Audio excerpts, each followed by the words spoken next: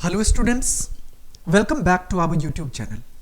आज हम लोग सैम्पल पेपर सॉल्व करने वाले हैं और जितने भी आपको टोटल क्वेश्चंस दिए गए हैं सबको हम लोग बारी बारी से सॉल्व करेंगे। ओके, और एग्जाम के दृष्टिकोण से काफ़ी महत्वपूर्ण होने वाला है आपका ये सीरीज, इसीलिए आप लोग अंत तक बने रहें और स्टेप बाय स्टेप सॉल्यूशन यहाँ देख सकते हैं आप। यहाँ पे देखो, फर्स्ट नंबर क्वेश्चन पहले आपसे कहा गया कि choose the correct answer from the given option, मतलब गिवन ऑप्शन से आपको करेक्ट आंसर को चूज करना है। क्वेश्चन नंबर फर्स्ट में आपसे पूछा गया कि which of the following is diagonal matrix. यहाँ पे आप देख के डायरेक्ट कह सकते हो कि कौन सा डायगोनल मैट्रिक्स है, तो ऑब्वियस है यहाँ पे देखो, यहाँ पे ये आपको डायगोनल में दिखाई दे रहा है और बाकी सभी के सभी क्या है, जीरो दिखाई दे रहे हैं। तो आप अकॉर्डिंग टू डिफिनेशन ये कह सकते हो कि डायगोनल डिफिनेशन डायगोनल मैट्रिक्स क्या हो जाएंगे, तो ऑप्शन सी हो जाएंगे। इट मींस 1 का करेक्ट आंसर जो है वो ऑप्शन सी हो जाएगा। बातें समझ में आ गई। अब हम लोग चलते हैं नेक्स्ट क्वेश्चन की ओर। क्वेश्चन नंबर 2 में आपसे पूछा गया कि MRP rupees 12,000, discount 20%, GST 18%, calculate amount of bill. आपको अमाउंट ऑफ बिल पता करना है। कैसे पता करोगे? सबसे पहले हम लोग क्या करते हैं, हमें एमआरपी दिया गया है। एमआरपी कितना है? एमआरपी हमको दिया गया है टोटल 12,000। अब देखो कि डिस्काउंट कितना है। डिस्काउंट है आपको 20% का, इसका मतलब 20 बाय 100 और इंटू 12,000, ये आपको आ जाएगा डिस्काउंट। 100 से 100 कैंसिल कर लो, यहां से आ जाएगा 00 और 12 को 2 से मल्टीप्लाई करेंगे 24, तो यहां से कितना आ गया 2400। अब देखो कि डिस्काउंट करने के बाद एमआरपी में से अगर हम लोग डिस्काउंट को माइनस करते हैं तो हमारा एसपी आता है, it mean selling price. Selling price कितना आ गया, तो ये आपको रुपीज 12,000 और 12,000 में से आपको 2400 माइनस कर लेना है। अगर इसको हम लोग यहां से माइनस करते हैं तो ये कितना आ जाएगा, रुपीज 00 और यहां पे 10 में से 4 माइनस होगा 6 और 11 में से 2 माइनस होगा तो 9, तो यहां पे 9600 आ गया। ये आपका एसपी रहा। अब देखो कि एसपी पे आपको जीएसटी भी तो देना होगा। यहां पे अगर देखो डायरेक्ट आप चाहो तो जीएसटी फाइंड कर सकते हो, या नहीं तो हम लोग पहले एसजीएसटी फाइंड कर लेते हैं। ये कितना आ जाएगा, तो ये आपको आ जाएगा रुपीज 18% है तो एसजीएसटी हो जाएगा 9% और सीजीएसटी हो जाएगा 9%। तो यहां पे 9%, इट मींस 9 बाय 100 और इंटू एसपी कितना है 9600। 00 से 00 कैंसिल कर लो और ये आपको आ जाएगा रुपीज 864 और सीजीएसटी अगर फाइंड करेंगे तो ये भी कितना आ जाएगा, तो ये एसपी आपको दिया गया, ये भी डायरेक्ट आ जाएगा 9 बाय 100 और इंटू 9600। 00 से 00 कैंसिल और ये भी आपको आ जाएगा रुपीज कितना 864। क्वेश्चन में आपसे क्या पूछ लिया गया, पूछा गया amount of bill. Therefore amount of bill ये कितना आ जाएगा, ये आपको आ जाएगा, सबको आप ऐड कर लो। सेलिंग एसपी कितना, तो 9600, एसजीएसटी कितना 864, सीजीएसटी कितना 864, सबको ऐड कर लो। यहां पे आ जाएगा आपको 4488 आ जाएगा। 6 6 12, 12 का 2 कैरी 1, 9 और 8 17, 17 और 6 23 का 3 कैरी 2 और 9 और 2 कितना आ जाएगा 11। इसका मतलब अमाउंट ऑफ बिल आ गया आपको 11,328 रुपीज। यही आपका करेक्ट आंसर हो जाएगा। ओके, अब हम लोग आगे बढ़ते हैं। अब देखो कि यहां पे आप इसको टिक कर लो, कौन सा ऑप्शन आपका सही आया। यहां पे हम लोग देख सकते हैं कि 11,328 ये रहा हमारा क्वेश्चन नंबर ऑप्शन ए। इसका मतलब 2 का करेक्ट आंसर हो जाएगा ऑप्शन ए। अब आगे बढ़ते हैं। अब देखो अगले क्वेश्चन में आपसे पूछा गया कि triangle ABC and triangle DEF, angle B equals to angle E और angle F equals to angle C and AB equals to 3डी। कहा गया कि देन द 2 ट्रायंगल्स आर। अब एक चीज गौर से देखो, 2 ट्रायंगल की बात हो रही है। किसकी? तो एक ट्रायंगल एबीसी की और दूसरा ट्रायंगल डीईएफ की। यहां पे देखो कि इसका एंगल बी और इसका एंगल ई ये दोनों इक्वल है। इसके बाद इसका एंगल सी और इसका एंगल एफ ये दोनों भी इक्वल है। अब देखो कि बाय ए सिमिलरिटी से आप कह सकते हो कि ट्रायंगल एबीसी और ट्रायंगल डीईएफ ये दोनों आपस में सिमिलर हो गए। आगे क्या दिया गया, यहां तक का वर्क हमने कर लिया। अब AB इक्वल टू 3D है, अब AB इक्वल टू 3D है, तो यहां से आप एक चीज कह सकते हो कि आपको सिमिलरिटी तो दिखाई दिया लेकिन कंग्रुएंसी तो दिखाई नहीं दिया ना। इसका मतलब हम लोग कह सकते हैं ये दोनों ट्रायंगल आपस में सिमिलर होंगे लेकिन कंग्रुएंट नहीं होंगे, तो सिमिलर बट नॉट कंग्रुएंट आपका करेक्ट आंसर हो जाएगा। ओके, अब हम लोग आगे बढ़ते हैं। अगले क्वेश्चन में आपसे पूछा गया कि the ratio of 45 minute to 135 minute is, मतलब आपको इस दोनों का रेशियो पता करना है। किसका? अब देखो कि इसको आप ऐसे लिख सकते हो 45 मिनट इज टू 135 मिनट। अब एक बात बताओ, इसको अगर हम बाय के रूप में लिखे तो आपको कोई दिक्कत होगा क्या? नहीं होगा। तो 45 मिनट अब बाय आ जाएगा 135 मिनट, यहां से मिनट कैंसिल हो जाएगा। इसको अगर ये आ जाएगा 15 3 जा, अब 3 से इसको करेंगे 3 3 जा 9, 3 4 जा 12, अब 5 3 जा 15, तो यहां पे 15 1 जा 15, 15 3 जा 45। इसको आप 1:3 कह सकते हो, ये आपका करेक्ट आंसर आ जाएगा। 1/3 कहो या इसी को 1:3 कहो, ये आपको आ गया ऑप्शन बी में। इसका मतलब 4 का करेक्ट आंसर हो जाएगा ऑप्शन बी। ओके, अब हम लोग बढ़ते हैं अगले क्वेश्चन की ओर। अगले क्वेश्चन में आपसे पूछा गया कि recurring deposit account is always known as. अब कहा गया कि रेकरिंग डिपॉजिट अकाउंट को आप किस नाम से जानते हो? तो रेकरिंग डिपॉजिट अकाउंट को हम लोग कम्युलेटिव डिपॉजिट भी कहते हैं। इसका मतलब डायरेक्ट थ्योरी से आप कह सकते हो कि इसका करेक्ट आंसर जो है वो ऑप्शन डी हो जाएगा। It's okay. अब अगले क्वेश्चन में आपसे पूछा गया, यहां पे फिल विथ एप्रोप्रिएट साइन, यहां पे एप्रोप्रिएट साइन फिल करना है। कैसे? तो सॉल्व करके कर सकते हैं। यहां पे देखो आपको दिया गया कि 5x जो है वो लेस देन है 25 से। इसका मतलब ये भी तो कह सकते हो कि x जो है वो लेस देन हो जाएगा 25/5 के, और 25/5 कहने का मतलब क्या? 5। इसका मतलब x लेस हो जाएगा 5 से। अब x लेस देन 5, यहां पे x है और 5 है, डायरेक्ट साइन पुट कर लो लेस देन का। लेस देन का साइन कहां पे है? ये आपको ऑप्शन 1 में दिखाई पड़ रहा है। इसका मतलब 5 का करेक्ट आंसर 6 का करेक्ट आंसर ऑप्शन ए हो जाएगा। बातें समझ में आ रही है? अब हम लोग नेक्स्ट क्वेश्चन की ओर मूव करते हैं।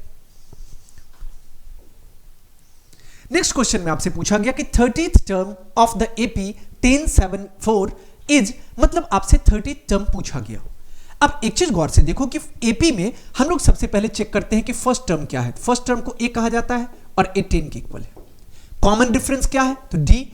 अब यहां पे देखो डी कैसे पता करते हैं? तो सेकंड टर्म से फर्स्ट टर्म को, मतलब next term minus previous term करते हैं, तो डी आता है। इसका मतलब 7 - 10 करेंगे, ये कितना आ जाएगा? ये आपको -3 आ गया। और पूछा क्या गया? 30 टर्म मतलब a30 आपसे पूछा गया। अब आपको an का फॉर्मूला पता होगा, a + n - 1 × d होता है।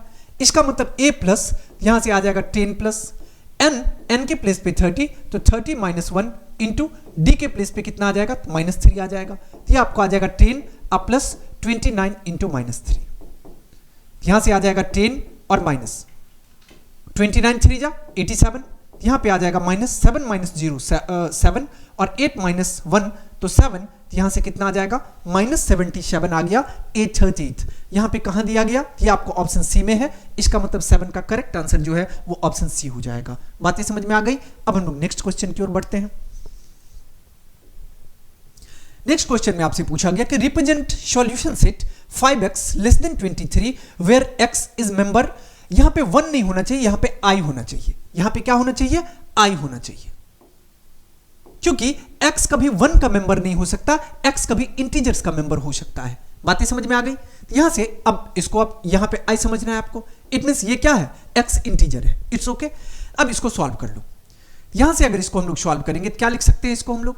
ये आप कह सकते हो कि 5x और ये लेस देन दिया गया आपको 23 के, यहां से आप कह सकते हो x जो है वो लेस देन हो जाएगा कितना?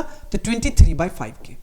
इसका मतलब x लेस देन, अब इसको मिक्स फ्रैक्शन में कन्वर्ट करो तो 5 4 जा 20 और 3 23/5। इसका मतलब इसके लिए आप क्या सेट लिख सकते हो? अब 4 से, अब 4 होल 3/5 होना चाहिए, उससे लेस होना चाहिए। इसका मतलब 4 तक तो लिखा जा सकता है ना। तो इसको आप क्या लिख सकते हो? तो इसको हम लोग यहां से लिख सकते हैं 4 3 2 1 और इंटीजर्स है तो इसमें 0 भी आएंगे, 0 -1 -2। अब देखो कि आगे की ओर इसको ऐसे भी बढ़ाया जा सकता है, इसको हम लोग आगे की ओर बढ़ा सकते हैं। अब ये देखो कि ये आपको कहां दिखाई दे रहा है, ये आपको दिखाई दे रहा है ऑप्शन ए में। इसका मतलब 8 का करेक्ट आंसर ऑप्शन ए हो जाएगा। बातें समझ में आ गई। अब हम लोग चलते हैं नेक्स्ट क्वेश्चन की ओर। नेक्स्ट क्वेश्चन में आपसे पूछा गया कि which of the following is not a quadratic equation. पहले क्वाड्रेटिक इक्वेशन का मतलब समझो। अगर कोई term ax² plus bx plus c equal to 0 हो जाए तो वो क्वाड्रेटिक इक्वेशन होगा। तो यहां पे बस आपको चेक करना है कि कौन सा यहां पे equation ax² plus bx plus c equal to 0 के फॉर्मेट में नहीं है। अब कैसे चेक करेंगे, यहां पे देखो फर्स्ट ऑप्शन को हम लोग चेक करते हैं। अब डायरेक्ट चेक कर लो, क्योंकि अगर हम लोग ऑब्जेक्टिव क्वेश्चन सॉल्व कर रहे हैं, अगर प्रोसेस में जाएंगे तो बहुत ज्यादा वक्त लगेगा। यहां पे हम समझाने की कोशिश कर रहे हैं, समझो।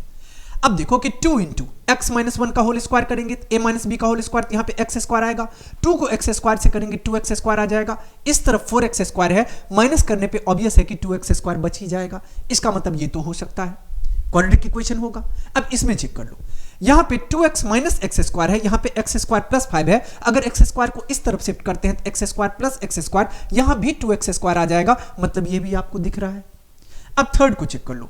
थर्ड में आपको दिया गया √2x प्लस √3 का whole square plus X square equal to 3x square minus 5x। इसको एक बार चेक कर लेते हैं, क्योंकि रूट है तो यहां पे कॉन्सेप्ट क्लियर नहीं होता दिख रहा है। अगर हम इसको चेक करते हैं तो क्या आ जाएगा, √2x प्लस √3 का होल स्क्वायर और ये प्लस आ जाएगा एक्स स्क्वायर और इक्वल्स टू ये आपको आ गया 3x स्क्वायर माइनस 5x।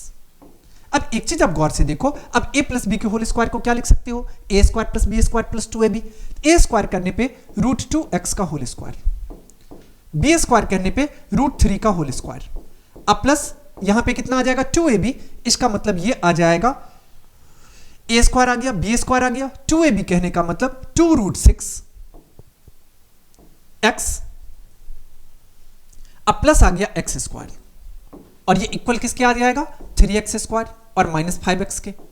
यहां से अगर आप इसको सॉल्व करोगे √2x का होल स्क्वायर ये आ जाएगा √2 का स्क्वायर 2, x का स्क्वायर x स्क्वायर, √3 का स्क्वायर करेंगे 3 आ जाएगा, प्लस आ गया 2√6x और प्लस x स्क्वायर और ये इक्वल हो जाएगा किसके 3x स्क्वायर और माइनस 5x के। अब एक चीज गौर से देखो आप कि 2x स्क्वायर में अगर x स्क्वायर को ऐड करोगे तो 3x स्क्वायर आ जाएगा, तो 3x स्क्वायर प्लस 3 अब प्लस आ जाएगा 2√6x और ये इक्वल किसके आएगा, ये आ जाएगा आपको 3x स्क्वायर और माइनस 5x के। अब एक चीज देखो कि इस तरफ भी 3x स्क्वायर और इस तरफ भी 3x स्क्वायर तो कैंसिल हो गया, तो अब जो बचा तो क्या जो कुछ भी बच गया वो x square plus bx plus c का फॉर्मेट तो कभी नहीं लेके आएगा। यहां से क्या निकल के आ गया, यहां पे देखो 3x ये है, इस तरफ अगर इसको करेंगे तो ये कितना आ जाएगा, ये आपको आ जाएगा 3x और ये आ जाएगा माइनस 5x और माइनस 3x तो माइनस 8x और ये इक्वल आ जाएगा आपको 2√6x के। अब देखो कि ये x से x भी एक तरफ यहां पे आ जाएगा, यहां पे देखो ये क्या आ गया, क्वाड्रेटिक इक्वेशन का फॉर्मेट नहीं हुआ, मतलब हम लोग कह सकते हैं कि ये ax square plus bx plus c equals to 0 के फॉर्मेट में नहीं आया। तो इसका मतलब आप कह सकते हो कि ये जो होगा सी ऑप्शन ये कभी भी क्वाड्रेटिक इक्वेशन नहीं हो सकता। ओके, अब चाहो तो ऑप्शन डी को भी चेक कर सकते हो। अगर एक आपको आंसर मिल गया अब आगे बढ़ने की कोई जरूरत नहीं है। अगले क्वेश्चन में आपसे पूछा गया कि the ratio of 5 litre and 9000 millilitre. बिल्कुल इजी क्वेश्चन, डायरेक्ट रेशियो पूछ लिया गया। अब 5 लीटर और इज टू 900 मिलीलीटर। आपको एक बात पता होगा, रेशियो का फर्स्ट वसूल ये होता है कि यूनिट सेम होना चाहिए। इसका मतलब देखो इसको ऐसे भी तो लिख सकते हो आप 5 लीटर अब बाय 900 मिलीलीटर। अब लीटर को अगर हम लोग मिलीलीटर में कन्वर्ट करते हैं आपको पता है कि 1000 से मल्टीप्लाई करना होता है। 1000 से हमने मल्टीप्लाई कर लिया और ये आ गया कितना, तो 900 मिलीलीटर। अब देखो न्यूमरेटर और डिनोमिनेटर दोनों का यूनिट सेम है, मिलीलीटर से मिलीलीटर कैंसिल, 100 से 100 कैंसिल और इसको अगर मल्टीप्लाई करेंगे 10 को 5 से 50 आ गया और डिनोमिनेटर में कितना आ गया 9 आ गया। या इसी को आप क्या लिख सकते हो 50:9 लिख सकते हो। कहां पे दिखाई दे रहा है, ये आपको ऑप्शन बी में दिख रहा है। इसका मतलब 10 का करेक्ट आंसर जो है वो ऑप्शन बी हो जाएगा। बातें समझ में आ रही है। अब हम लोग आगे बढ़ते हैं। अगला क्वेश्चन में आपसे पूछा गया कि which of the following equation has 2 as a root, मतलब कहा गया कि इसमें से कौन से इक्वेशन का एक रूट 2 है। अब आपको रूट का एक सबसे बड़ा प्रॉपर्टी पता है कि जो रूट होगा वो इसमें पुट करने पे वो वैल्यू इस इक्वेशन को 0 के इक्वल कर देगा। ये तो बेसिक कॉन्सेप्ट है। अब देखो यहां से आप कि कहा गया कि 2 रूट है, तो बारी बारी से आप चेक करके देखो। हम लोग डायरेक्ट चेक अगर करेंगे, यहां पे देखो 2 का स्क्वायर करने पे 4 और माइनस कितना आ जाएगा, ये आ जाएगा, यहां पे डायरेक्ट सॉल्व ही कर लेते हैं। 2 का स्क्वायर करेंगे 4 और ये आ जाएगा आपको 4 और माइनस 4 2 जा 8 और प्लस 5, ये कितना आ जाएगा, तो 5 4 9 माइनस 8, तो ये 1 के इक्वल आ गया। मतलब ये कभी भी इसका रूट नहीं हो सकता। सेकंड को चेक कर लो। सेकंड को अगर हम चेक करेंगे तो यहां पे 2 का स्क्वायर करने पे 4 आ जाएगा, प्लस 3 को 2 से मल्टीप्लाई करेंगे 6 आ जाएगा और माइनस 12 और ये इक्वल कितना आ जाएगा, 6 4 10 और 10 माइनस 12 करेंगे तो ये किसके इक्वल आ गया, ये आपको माइनस 2 के इक्वल आ गया। मतलब ये भी नहीं होगा। थर्ड को चेक कर लो। 2x स्क्वायर, मतलब 2 का स्क्वायर करेंगे 4 और 4 2 जा 8 आ जाएगा, यहां से 8 आ गया, माइनस 7 इंटू 2 14 आ जाएगा और प्लस 6 और ये इक्वल किसके आ जाएगा, आना चाहिए 0 के इक्वल। अब देखो 8 और 6 14, 14 माइनस 14 ये किसके इक्वल आ गया, 0। इसका मतलब इस इक्वेशन में जब हमने x इक्वल्स टू 2 पुट किया तो ये इक्वेशन 0 हो गया। मतलब कह सकते हैं इस इक्वेशन का रूट क्या होगा, तो 2 हो जाएगा। कॉन्सेप्ट क्लियर है। आपका करेक्ट आंसर भी ऑप्शन सी हो जाएगा। अब चाहो तो इसको भी चेक कर सकते हो। जैसे 2 का स्क्वायर करने पे 4 4 3 जा 12 आ जाएगा, माइनस 2 इंटू 6 12 आ जाएगा और माइनस 2। अब देखो 12 माइनस 12, तो यहां पे कितना बच गया आपके पास, माइनस 2 बच गया, जो 0 के इक्वल नहीं है। Okay.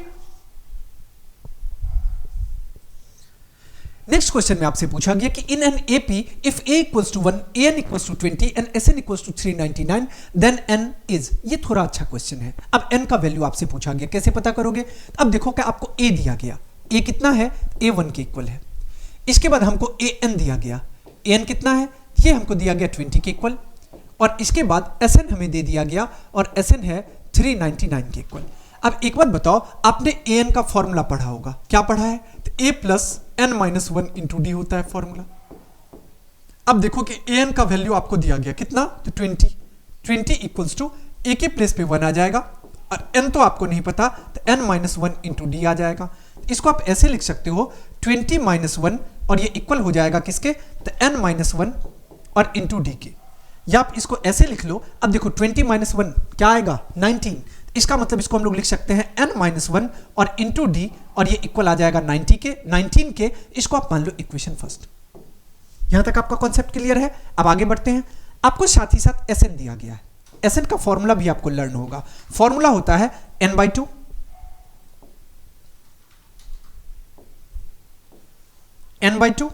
Into 2a plus n minus 1 into D.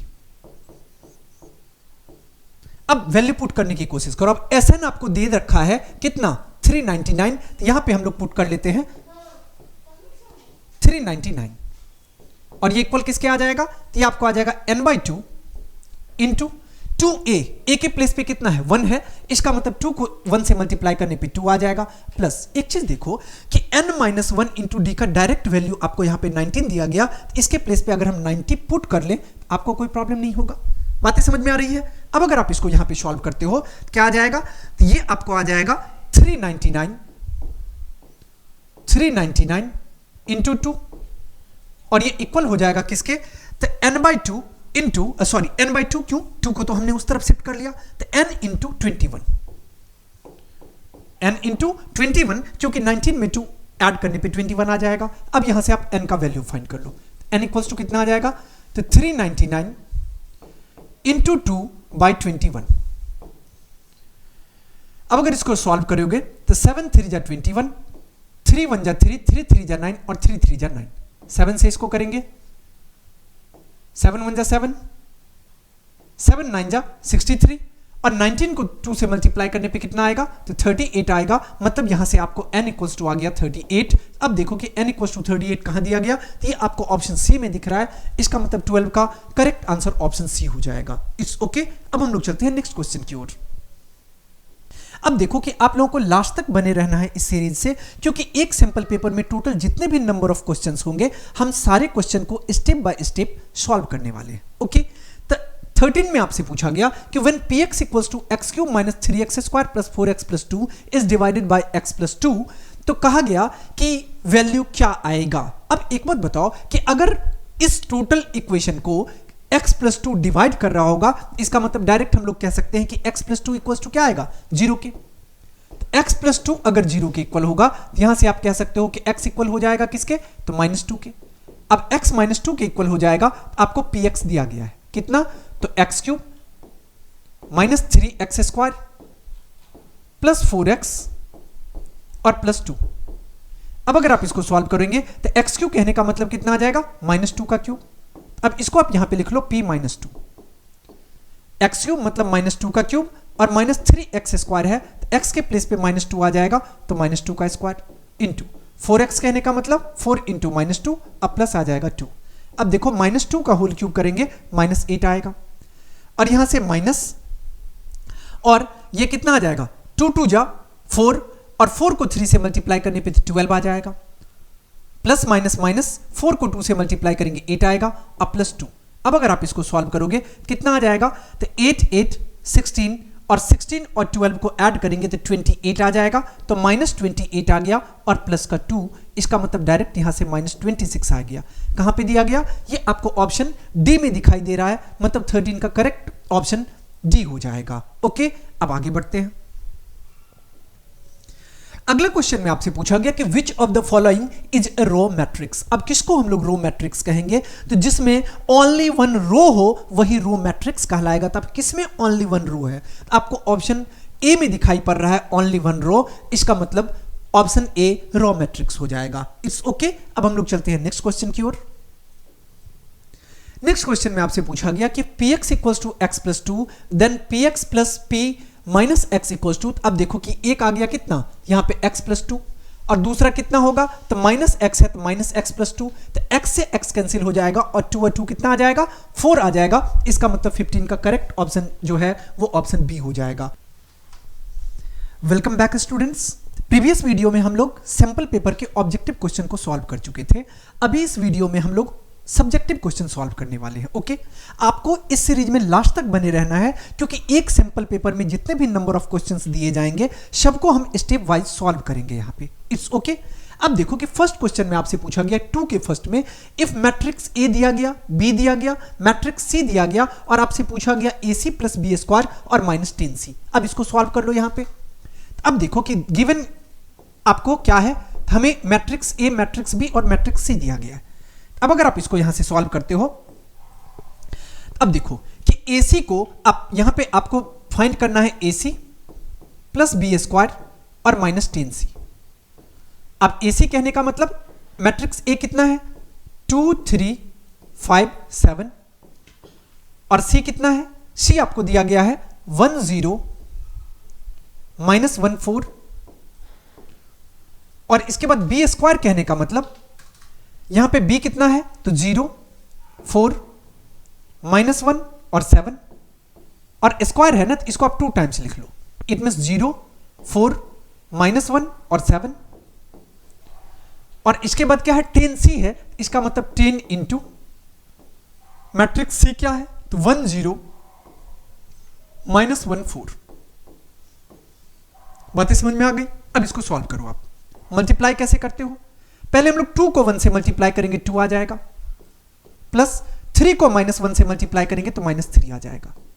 2 को 0 से मल्टीप्लाई करते हैं 0 आ जाएगा, और 3 को 4 से मल्टीप्लाई करेंगे तो ये आ जाएगा आपको 12। इसके बाद 5 को 1 से मल्टीप्लाई करेंगे तो 5 आ जाएगा, प्लस 7 को माइनस 1 से मल्टीप्लाई करेंगे तो माइनस 7 आ जाएगा। 5 को 0 से मल्टीप्लाई करने पे 0 आ जाएगा, प्लस 7 को 4 से मल्टीप्लाई करने पे 28 आ जाएगा। It's okay. अब प्लस यहां पे देखो, अब यहां भी मल्टीप्लाई कर लो, 0 को 0 से मल्टीप्लाई करने पे 0 आ जाएगा, प्लस 4 को माइनस 1 से मल्टीप्लाई करने पे माइनस 4 आ जाएगा। इसके बाद 0 को 4 से मल्टीप्लाई करने पे 0 आ जाएगा, प्लस 4 को 7 से मल्टीप्लाई करने पे 28 आ जाएगा। ऑर्डर इसका समझ में आ रहा है। अब देखो कि माइनस 1 को 0 से मल्टीप्लाई करेंगे तो ये 0 आ जाएगा, प्लस 7 को माइनस 1 से मल्टीप्लाई करने पे माइनस 7 आ जाएगा, माइनस 1 को 4 से मल्टीप्लाई करने पे माइनस 4 आ जाएगा, 7 को 7 से मल्टीप्लाई करने पे 49 आ जाएगा। बातें समझ में आ गई। अब यहां पे प्लस, अब देखो 10 को 1 से मल्टीप्लाई करने पे 10 आएगा, 10 को 0 से मल्टीप्लाई करने पे 0 आएगा, 10 को -1 से मल्टीप्लाई करेंगे तो -10 आ जाएगा, और 10 को 4 से मल्टीप्लाई करने पे तो 40 आ जाएगा। यहां तक तो कॉन्सेप्ट क्लियर है, बातें समझ में आ रही है। अब आगे बढ़ते हैं। अब देखो आप गौर से, यहां पे 12 और -3 तो -1 आ जाएगा, 12 प्लस 0 12 आ जाएगा, -7 प्लस 5 -2 आ जाएगा, 28 प्लस 0 28 आ जाएगा, प्लस -4 में 0 ऐड करेंगे -4 आ जाएगा, 28 में 0 ऐड करेंगे 28 आ जाएगा, -7 में 0 ऐड करेंगे -7 आएगा, और जब 49 है और -4 है तो यहां से आपको आ जाएगा +45 ऐड करने पे। बातें समझ में आ रही है। और ये प्लस आ जाएगा। अब देखो कि सभी प्लस के ही साइन है क्या, ये -10c है, इसको आप -10c कर लो, यहां से साइन किसके आ जाएंगे, तो माइनस के, यहां भी माइनस, यहां भी माइनस, मल्टीप्लाई तो हमने कर लिया, अब यहां पे भी आ जाएगा माइनस, और ये आपको आ गया 10 0 -10 और 40। ओके, यहां तक बातें समझ में आ गई। अब यहां पे आप सॉल्व करके लिख सकते हो। अब एक चीज करते हैं, हम यहां लिखते हैं इक्वल्स टू, अब डायरेक्ट आप लिखते चलो। यहां देखो कि दो प्लस साइन है, अब देखो कि -1 और प्लस -4, तो बोलोगे सर ये तो -5 आ जाएगा। 12 और 28 ये आ जाएगा, 8 to 10 का 0 कैरी 1 2 1 3 1 4, ये 40 आ जाएगा। इसके बाद -2 और -7 तो -9 आ जाएगा, और इसके बाद 28 और 45 यहां से कितना आ जाएगा, 8 5 13 का 3 कैरी 1 4 2 6 1 7, तो ये 73 आ गया आपको, और माइनस ये आपका 10 0 -10 40, 10 0 -10 और 40। अब इसको आप माइनस कर लो। यहां पे देखो, इसको आप क्या लिख सकते हो, यहां से आप डायरेक्ट हम लिख लेते हैं 5 -5 और -10 करेंगे, ये कितना आ जाएगा -15, 40 और -0 करेंगे, ये आ जाएगा 40, -9 और -+10 आ जाएगा, इट मींस ये 1 आ जाएगा, और 73 और -40 करेंगे तो याद रखो 3 - 0 3, 3 - 0 कितना आएगा, 3 आएगा, 3, और 7 - 4 करेंगे ये भी 3 आ जाएगा। ओके, तो आपसे क्वेश्चन में पूछा गया था, आंसर कितना आ गया, -15 40 1 और 33, यही आपका करेक्ट आंसर हो जाएगा। It's okay. अब हम लोग चलते हैं नेक्स्ट क्वेश्चन की ओर। नेक्स्ट क्वेश्चन में आपसे पूछा गया कि find the value of k for which x = 3 is a solution of quadratic equation k + 2x² - kx + 6 = 0, thus find the other root of the equation. आपको क्या कहा गया क्वेश्चन में कि आपको क्वाड्रेटिक इक्वेशन दे दिए गए और कहा गया कि k इसका सॉल्यूशन है। कहने का मतलब आपको समझ जाना है कि k का वैल्यू पुट करने पे ये इक्वेशन 0 के इक्वल हो जाएगा। ये तो बेसिक कॉन्सेप्ट है। और आगे आपसे पूछा गया कि अदर रूट भी फाइंड करना है, वो भी पता चल जाएगा। कैसे, यहां पे देखो आपको क्या दिया गया है, क्वाड्रेटिक इक्वेशन आपको दिया गया k + 2x² - kx और +6 = 0, और k के बारे में कहा गया, यहां पे x = 3 आपको दिया गया कि find the value of k का वैल्यू आपको पता करना है, और x आपको 3 दिया गया जो कि सॉल्यूशन है। अगर x 3 इसका सॉल्यूशन है, ये पुट करने पे ये क्या होगा, 0 के इक्वल हो जाएगा। इसका मतलब हम लोग कह सकते हैं k + 2 का होल k + 2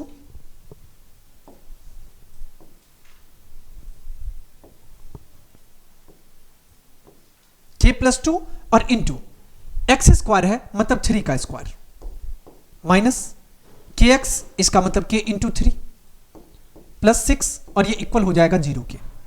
यहां से आपको आ जाएगा k + 2 और 3 का स्क्वायर करने पे 9 आएगा, माइनस 3 को k से मल्टीप्लाई करेंगे 3k आ जाएगा, और +6, और ये इक्वल आ जाएगा किसके, 0 के। यहां से आपको आ जाएगा कितना, तो 9k + 9 2 जा 18 -3k +6 = 0। अब देखो 9k - 3k करोगे 6k आ जाएगा, और 18 + 6 करोगे 24 आ जाएगा, और ये इक्वल किसके आ जाएगा, 0 के। यहां से आप कह सकते हो कि 6k इक्वल हो गया -24 के। k = कितना आ गया, के आपको आ गया -24/6, 6 1 जा 6, 6 4 जा 24, यहां से आपको -4 मिल गया। के कितना मिल गया? -4 मिल गया। बातें समझ में आ गई? अब चलो के तो -4 मिल गया, लेकिन क्या इससे हमारा काम बना? नहीं बना। हमें अदर रूट भी फाइंड करना है। के का वैल्यू तो हमें पता चल गया, अब हम लोग फाइंड करते हैं अदर रूट। क्या दिया गया? k + 2 का एक्स स्क्वायर, इसका मतलब इसको हम लोग लिख सकते हैं -4 अब +2 एक्स स्क्वायर, -kx कहने का मतलब -4 इंटू एक्स और +6, और ये इक्वल हो जाएगा किसके? 0 के। ये बातें समझ में आ गई? k का वैल्यू हमने पुट कर दिया इक्वेशन में, यहां से आपको आ जाएगा कितना? ये आपको आ जाएगा -4 + 2 तो -2, और एक्स स्क्वायर मतलब -2 x square, minus minus plus, 4 को x से मल्टीप्लाई करने पे 4x, और प्लस कितना आ जाएगा? 6, और ये इक्वल हो जाएगा 0 के। अब चाहो तो आप -2 को कॉमन ले सकते हो। -2 को अगर हम लोग कॉमन लेंगे तो ये आ जाएगा आपको x स्क्वायर -2x और -3, और ये इक्वल हो जाएगा किसके? 0 के। बातें समझ में आ रही है? या इसको आप ऐसे भी तो लिख सकते हो, x स्क्वायर -2x और -3 = 0। अब आपके मन में आएगा कि सर -2 कहां गया? तो इसको हमने 0/-2 कर दिया तो वो 0 के इक्वल हो गया। अब इसको आप फैक्टराइज कर लो, इसको हम लोग ऐसे लिख सकते हैं x स्क्वायर। आपको क्या चाहिए? अगर हम लोग मिडिल टर्म को स्प्लिट करते हैं तो हमें 2 चाहिए, 3 1 जा 3 होता है, इसका मतलब -3x और +x और -3 = 0 के इक्वल आ जाएगा। कैसे मिडिल टर्म स्प्लिट किए समझ में आ गया? अब देखो कि -2x को हम -3x + x तो लिख सकते हैं, यहां से आप x कॉमन ले लो, x कॉमन लेंगे तो ये आपको आ जाएगा x -3, और यहां से +1 कॉमन ले लो, ये भी आ जाएगा आपको x -3, और ये इक्वल हो गया 0 के। तो एक फैक्टर आपको निकल के आ गया x -3, और दूसरा फैक्टर आपको निकल के आ गया x + 1, और ये इक्वल हो गया किसके? 0 के। यहां पे देखो कि जब हम लोग x -3 को 0 के इक्वल करेंगे तो ये आपको आ जाएगा x = 3, और सेकेंड वैल्यू देखो कि जब हमने x + 1 को 0 के इक्वल किया तो यहां पे x = कितना आ गया? -1 आ गया। अब देखो कि एक वैल्यू x = 3 और x = 3 ये तो हमें दे ही रखा है, तो हमें पूछा गया कि अदर रूट्स क्या होंगे? तो अदर रूट्स -1 हो जाएंगे, तो आप डायरेक्ट कह सकते हो अदर रूट्स = कितने होंगे? -1। यही आपका करेक्ट आंसर हो जाएगा। बातें समझ में आ गई? अब हम लोग चलते हैं नेक्स्ट क्वेश्चन की ओर। अब नेक्स्ट क्वेश्चन में आपसे पूछा गया कि in the given circle with centre O angle ABC = 100 degree. ये आपको एंगल B 100 डिग्री का है। कहा गया कि एंगल ACD = 40 डिग्री, मतलब ये एंगल 40 का है। कहा गया कि CT is a tangent to the circle at C। Okay, कहा गया कि find ADC and DCT। ADC कहने का मतलब ये एंगल आपसे पूछ लिया गया, और दूसरा पूछा गया DCT। अब DCT मतलब ये एंगल आपसे पूछा गया। कैसे पता करोगे? यहां पे समझो। अब देखो यहां पे आपको कंफ्यूज नहीं होना है। क्या? तो देखो कि O जो सेंटर है, तो यहां पे सेंटर से अलग होता हुआ लाइन दिख रहा है AC, मतलब हम ये नहीं कह सकते कि AC यहां पे डायमीटर है। AC बिल्कुल भी यहां डायमीटर नहीं है। तो अब मामला थोड़ा कॉम्प्लेक्स हो जाता है। कैसे? अगर ये डायमीटर नहीं होगा तो एक चीज हमें दिखाई दे रहा है कि यहां पे ABCD जो है ये एक साइक्लिक क्वाड्रिलेटरल है। हम लोग यहां से कह सकते हैं since ABCD is a cyclic quadrilateral,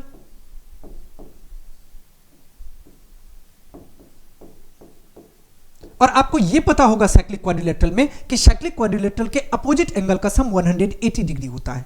इसका मतलब हम लोग कह सकते हैं कि एंगल B और प्लस एंगल D ये इक्वल आ जाएगा 180 डिग्री के। रीजन में आप लिख सकते हो sum of opposite angle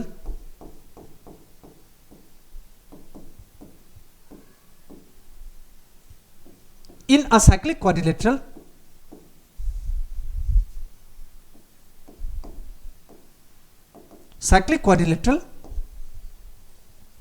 is 180 degree. 180 आ गया। यहां से आप कह सकते हो, अब एंगल B को आप क्या कह सकते हो? हम लोग कह सकते हैं एंगल ABC। एंगल D को क्या कह सकते हो? एंगल D को हम लोग कह सकते हैं ADC, और ये इक्वल आ गया किसके? 180 डिग्री के।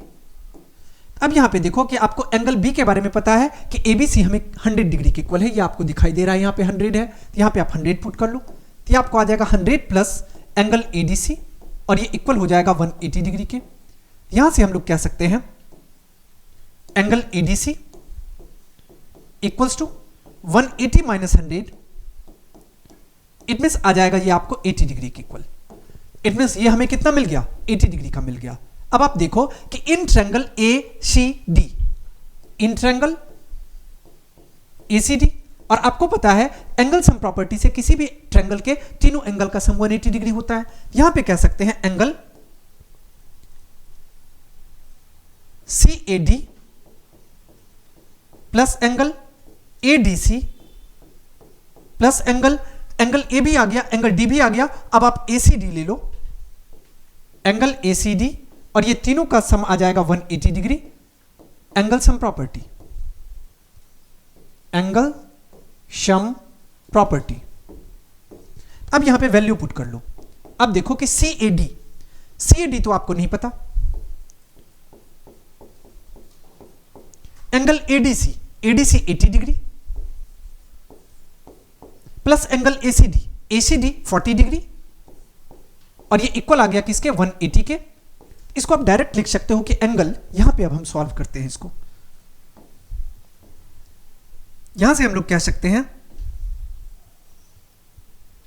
एंगल CAD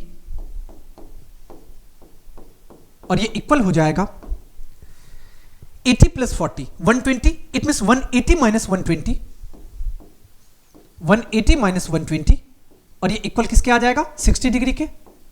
अब देखो कि ये एंगल आपको कितना आ गया, 60 डिग्री का। अब आप यहां से कह सकते हो कि एंगल CAD इक्वल किसके आ जाएगा, ये आ जाएगा आपको DCT के, एंगल DCT के। अब आपके मन में आएगा कि सर ये कैसे हो सकता है? हो सकता है कैसे? आपने थ्योरम पढ़ा होगा, अल्टरनेट सेगमेंट थ्योरम। अल्टरनेट तो बाय अल्टरनेट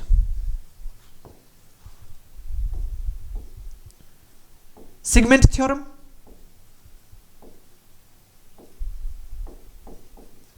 यहां से हम लोग कह सकते हैं ये इक्वल हो गया, तो फाइनली आप कह सकते हो देयरफॉर एंगल DCT और ये इक्वल आ गया कितना के, तो DCT इक्वल आ गया आपको 60 डिग्री के। ये एंगल आपको फाइनली कितना मिल गया, 60 डिग्री का। यही आपसे क्वेश्चन में पूछा जा रहा था। बातें समझ में आ गई? अब हम लोग चलते हैं नेक्स्ट क्वेश्चन की ओर।